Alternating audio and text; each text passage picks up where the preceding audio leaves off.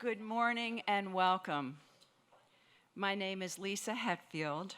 I'm the Interim Director for the Institute for Women's Leadership Consortium, and it is my great pleasure to welcome you to the first symposium of the Gloria Steinem program in Media, Culture, and Feminist Studies.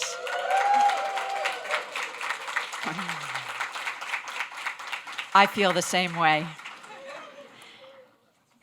Today's symposium, The New Normal, Women, Media, and Politics, began with a conversation last night.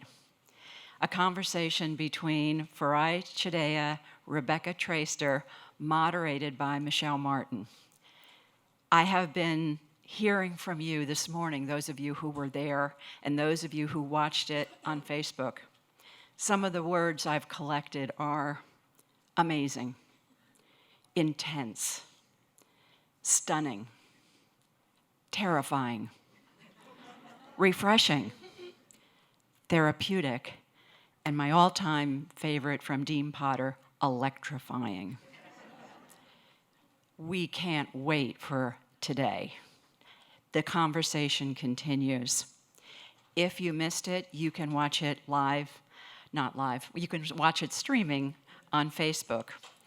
You also should know that we're live streaming this program, and you should do whatever it is I'm supposed to say. Share, thank you, with your social media networks. Do that right now. We had over 3,000 people watching last night, so it's pretty exciting, especially with the kind of conversation we were having.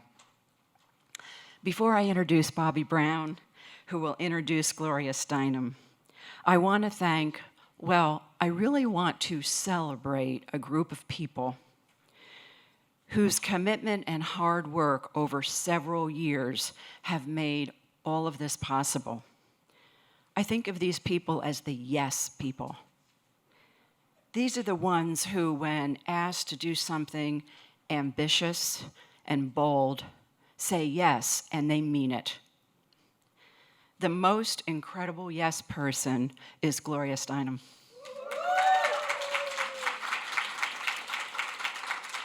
It was almost 5 years ago when our late director, Allison Bernstein, approached Gloria with the idea for the first ever chair to bring together media, culture, and feminist studies.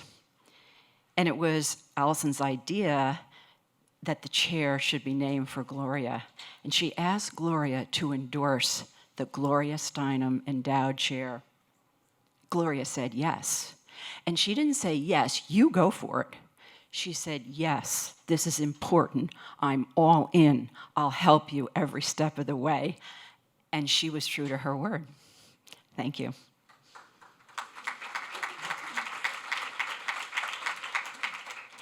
Then Allison went to two outstanding women leaders, Jerry Laybourne and Suba Barry, and asked them to co-chair the campaign to raise $3 million, the minimum needed to endow this chair.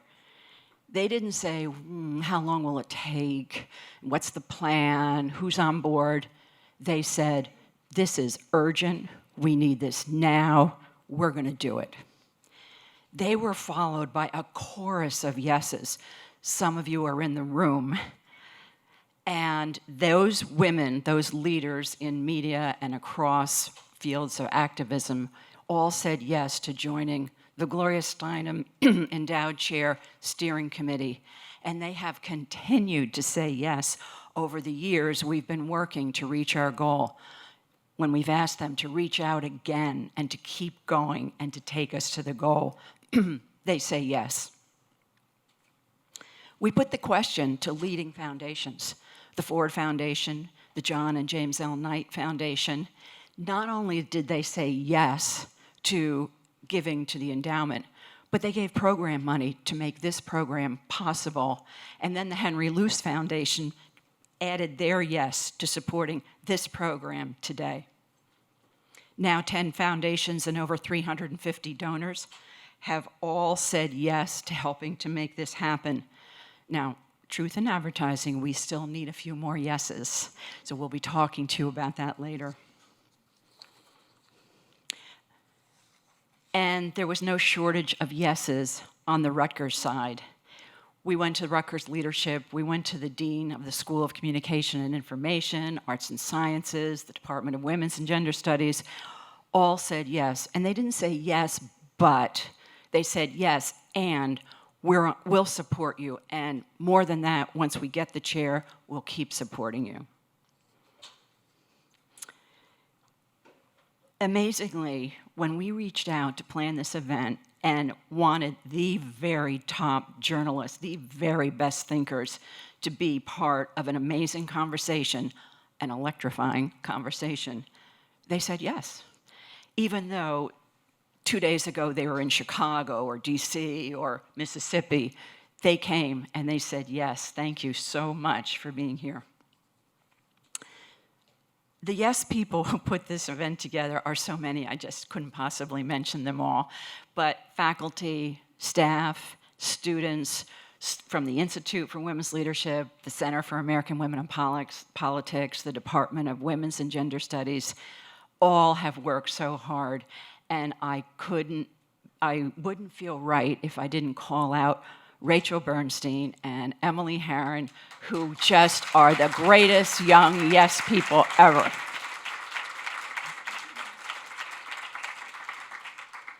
And as if that weren't enough, last month, Jerry Laybourne had breakfast with Bobbi Brown. And before they finished the conversation, I think Bobbi said at least 3 yeses. Yes, she would join the committee. Yes, she would help us get the word out. Yes, she would support this important work. We're so pleased you're here today with us, Bobbi, and it is my privilege now to introduce you. I'm going to read a little from your bio, which is so very well written. Bobbi Brown changed the face of cosmetics in 1991 when she launched Bobbi Brown Essentials. I remember. Oh, fabulous. Through her unique approach to beauty and her ability to translate the latest trends into wearable, real-life looks.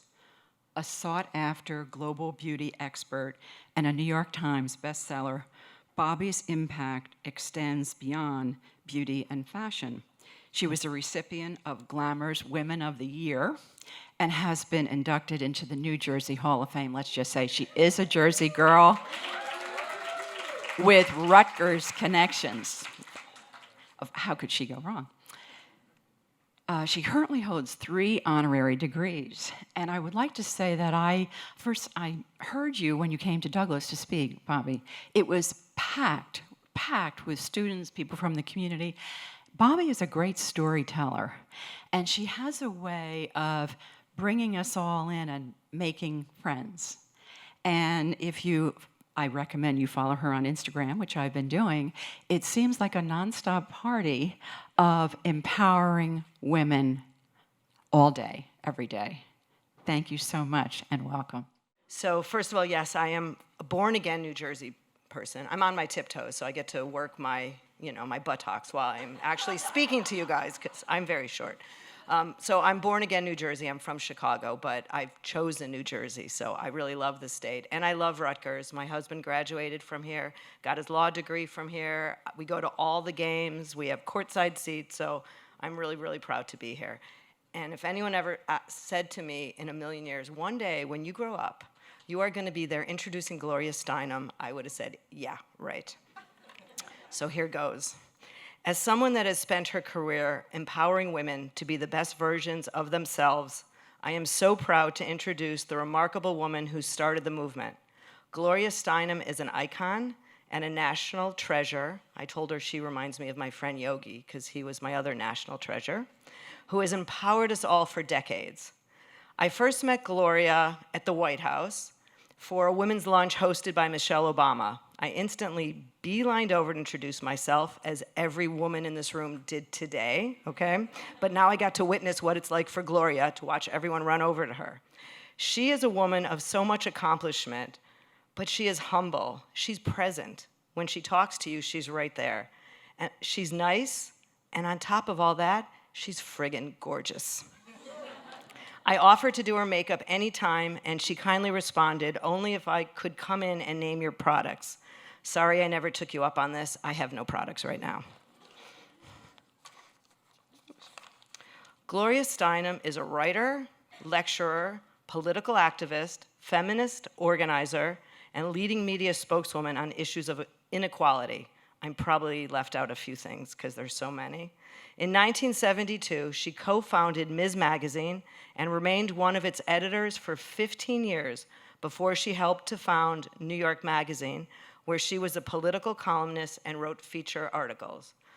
She has been published in countless publications, produced a documentary on child abuse for HBO, a feature film about the death penalty for Lifetime, and has been the subject of profiles on Showtime, Lifetime, and too many more to mention. Her books, they're 10, 12, I don't even, no, yes, 9, I counted, and I'm not good at math. Her many books included the bestsellers, and I'm not mentioning all of them because there was too many, My Life on the Road, Revolution from Within, A Book of Self-Esteem, Outrageous Acts and Everyday Rebellions, Moving Beyond Words, Marilyn, Norma Jean on the Life of Marilyn Monroe, and In India, As If Women Matter. Gloria has been the subject of 3 television documentaries, including HBO's Gloria, in her own words, and she is among the subjects of the 2013 PBS documentary Makers, a continuing project to record the women who made America. She is also host and executive producer of the Emmy-nominated Vice series Woman. Are you kidding, Gloria? In November 2013, President Barack Obama awarded Gloria Steinem the Presidential Medal of Freedom, the nation's highest civilian honor. And now Gloria is the inspiration for our dream to create the Gloria Steinem Endowed Chair in Media Culture and Feminist, they wrote it on the next page, Studies. Today is a preview of the kinds of programs that Chair will make possible. I believe that being strong and confident is the true meaning of beauty. I'm so proud to welcome a woman who embodies both. Please welcome Gloria Steinem.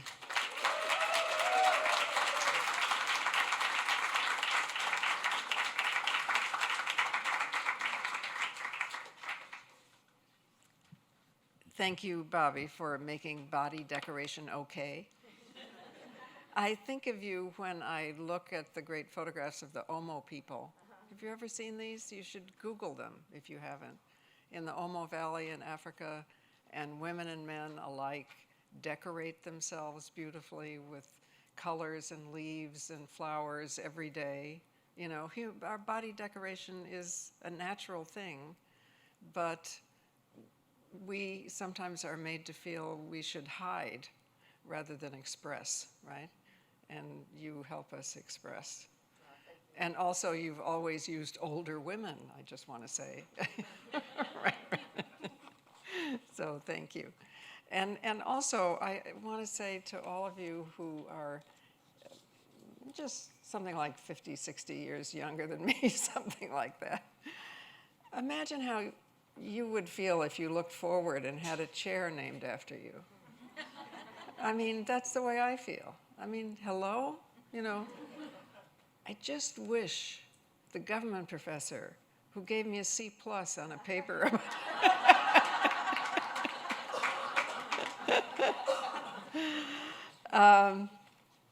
anyway, dear friends, it means a lot to me and to each of us who has worked hard to make today happen, and I thank all of you. It's been a lot of work to make this day happen. And each of you has taken time out of your busy lives to meet together for the first ever meeting of the joining of media studies with feminist studies, Black studies, Latin American studies, Native American studies, LGBT studies, all that I would rather call remedial studies. In other words, an effort to explore media and message together and to figure out in an open and exploratory way how to more accurately reflect our lives and the world to create media that look and sound like this country and are not just centered in this and a few other countries. Of course, we've always had media since time immemorial, from the songs and stories and chants and drums around the campfire when this North America was still called Turtle Island, to the town crier and Benjamin Franklin's printing press, and the songs and signals and oral histories of the enslaved Africans and indentured servants. From the newspapers and shortwave radio of immigrant groups in their own languages, to the mass newspaper headlines of Pulitzer and Hearst. From the Twitter and Google age that made some of us fear organizing in real life would be confused with just pressing send, to the big relief of the biggest march ever on Washington, echoed around the world. And the cause and effect between pressing send and showing up, those two things became seamless. We may be, as Dickens said right now, in the best of times and the worst of times, but there is cause to be awakened, and we are woke, and we are going to stay woke. We have all kinds of media, and we also have all kinds of myths about media. For instance, we think that printed histories are more accurate than oral ones, when that has not always been proven true, often, usually, the other way around. Many people saying what they actually saw have often been way more accurate than the winners of a war who dictated history. This should give us more faith in the multi-sourcing of the web, except that sometimes this is an electronic repetition of a source of alternate facts. Also, success is measured by the number of hits, not by fact-checking. That is also because advertisers reward the number of readers, viewers, and hits, not the fact-checking score, which, I have to say, is not all that smart, because research shows that ads are more trusted when they are seen or read or heard in a trusted source. All right, if we just pointed out that single fact with enough forcefulness and enough consumer dollars, we as media consumers and media makers could have a great and helpful and revolutionary impact. Of course, there has always been suppression of the news, always, from the concealing of slave rebellions because they were contagious, to the rule that a proper woman, that is a white woman, her name could only appear in the newspaper when she was born, when she married, and when she died. And there have always been bringers of facts, from the abolitionists who wrote down slave narratives and awakened the conscience of allies, to the evidence of racist police brutality recorded on iPhones and that spread Black Lives Matter and outraged allies. Now we may be returning to the greater accuracy of oral history with the ability to record on iPhones and body cameras. Yet even our journalistic practice still often remains bound by an old technology. For instance, the telegraph machine gave birth to the who, what, where, why, when formula that is still often taught in journalism schools. Before that, when Winston Churchill and many others were writing, the point was to put the reader where the reporter was, and stories were written in narrative or essay form. But then along came the telegraph machine, and basic facts had to be in the first paragraph, more detailed in each subsequent paragraph, so that a story could be cut off from the bottom and still be complete. This limited who, what, where, why, when inverted pyramid is still being practiced, leaving many media consumers starved for narrative. After all, we have spent millennia sitting around campfires, telling our stories.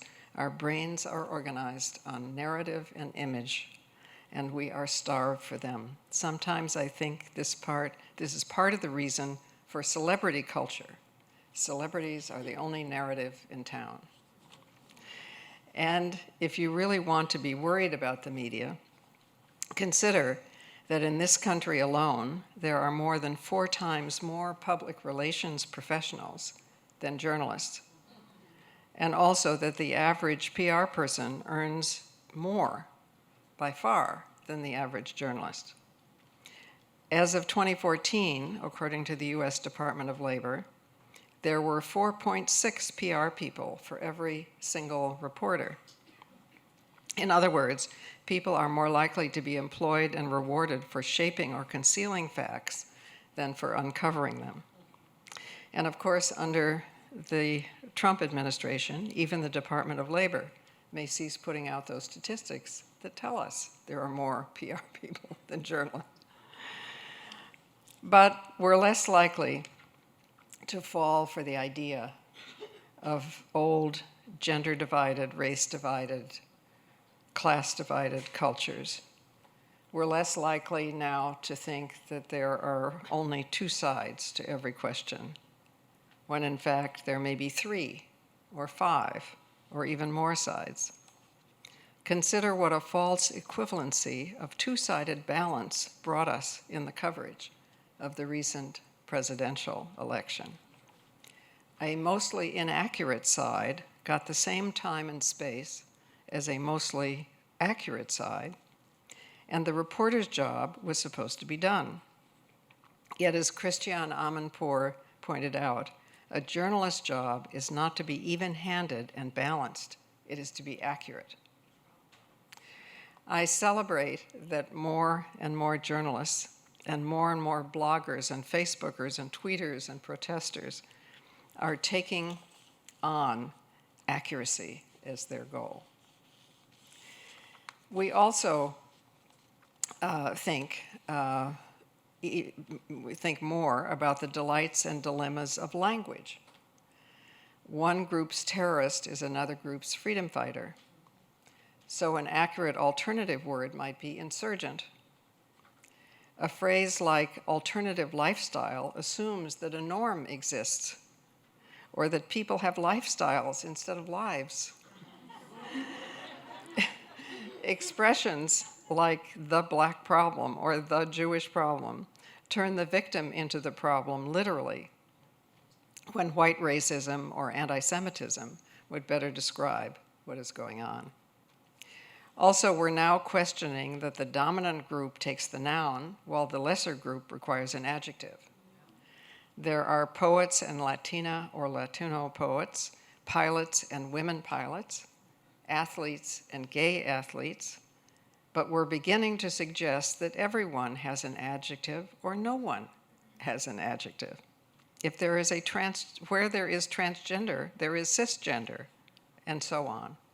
To avoid Latino, Latina, for instance, there is now Latinx, a consciousness raiser, if nothing else, right? And if you think our current language based on inventions of gender and race, and they are inventions, is inevitable, just remember that the people once sitting around a campfire where we are now, at this very moment in time, were probably speaking a language that didn't have gendered pronouns like he and she. People were people. What a concept. One of the great rewards of beginning to look at history when people started is this: much of what we want once was here. So we begin to have faith that we can create it again.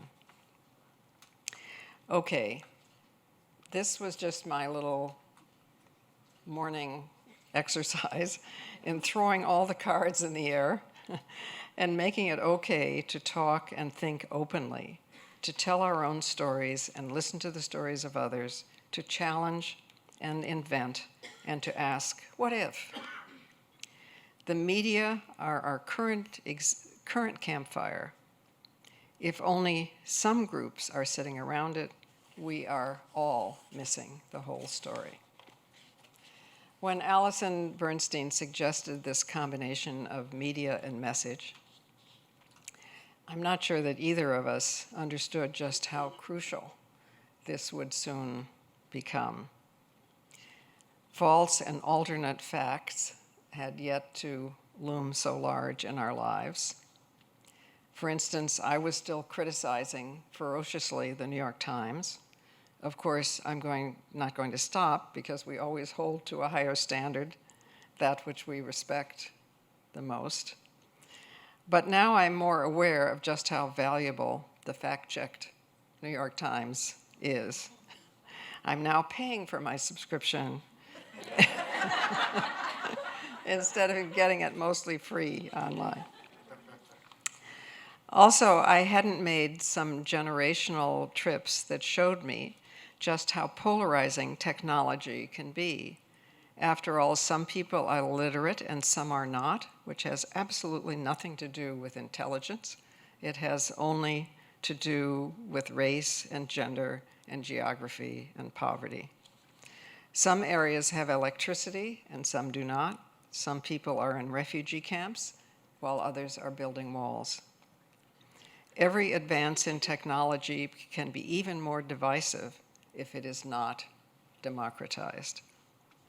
Watch out in this world for the tech libertarians who think that their ideas and profit motive can solve everything and that government has no role.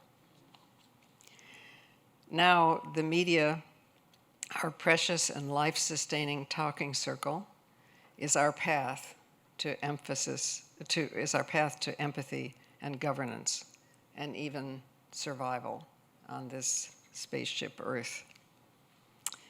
I think this is way more crucial than Allison or I ever imagined 5 years ago. But if you're feeling overwhelmed, as we all are, here are two things, simple things that have helped me. First, I look up and I know I feel powerless. So instead, I look laterally out at you and at each other. If we look at each other, then we know we have power together. Second, it's become more and more clear to me with advancing age that the end doesn't justify the means are the ends. The means we choose dictate where we are going to get. So if today we spend as much time listening as talking, and vice versa, we will come away both having taught and learned. If we make today an example of the inclusion and accuracy and openness we want in the future, and yes, the laughter we want in the future, then we will be on our way.